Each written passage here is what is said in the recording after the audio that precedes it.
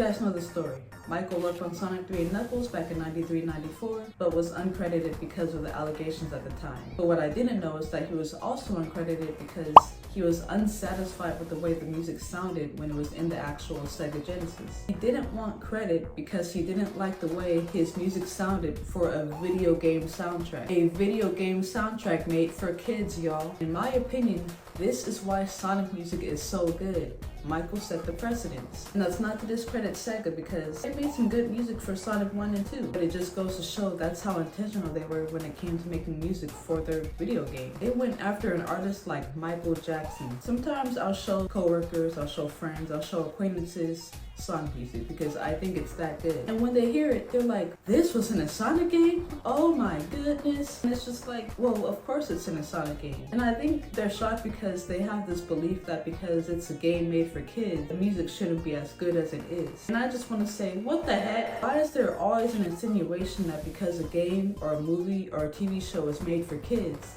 that means the quality has to be lesser than or not as good? Michael Jackson himself didn't even believe this. He was giving his best for a video game, you guys. A video game about an echidna and a blue hedgehog.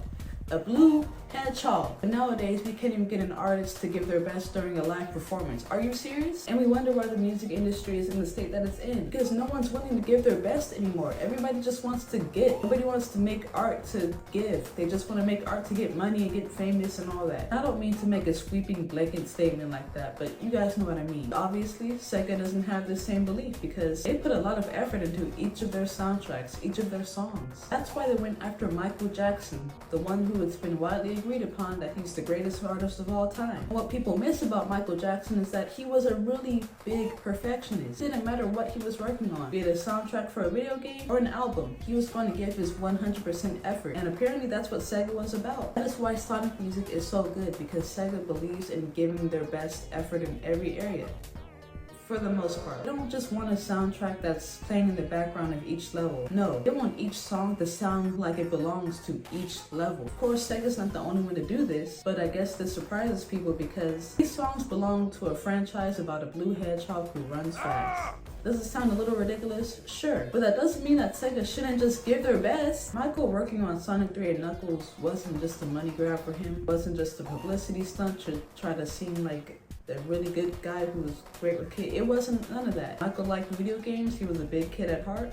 He wanted to do something for kids, and that's what he did. He wanted to give his best, and he did. It's unfortunate that he was discredited for it. It's unfortunate that he was dissatisfied with the way it sounded, because you ask me, I think it sounded great. But Michael set the precedence, and so did Sega. I'm not trying to solely credit Michael for Sega having such good music in their games, but I think Michael working on a Sonic soundtrack shows just how serious Sega was about making good music for their audience. Just because your target audience is kids doesn't mean they're deserving of any less of your effort. That's just how I'm feeling. I don't know. That's gonna be about it for this video, guys. I did watch the Michael movie, by the way. I enjoyed it. I didn't really have high expectations for it, so if you're watching this movie because you want to learn a different part of Michael or a different side of Michael, you'll be thoroughly disappointed. Most biopics don't really do that sort of thing. Just kind of more of a recap of things that you already knew. As a fan, I was cool with it. As an artist, didn't really like it. Let me know what you guys think of this video in the comments. Let me know what you thought of the movie. Let me know what you think of Sonic music.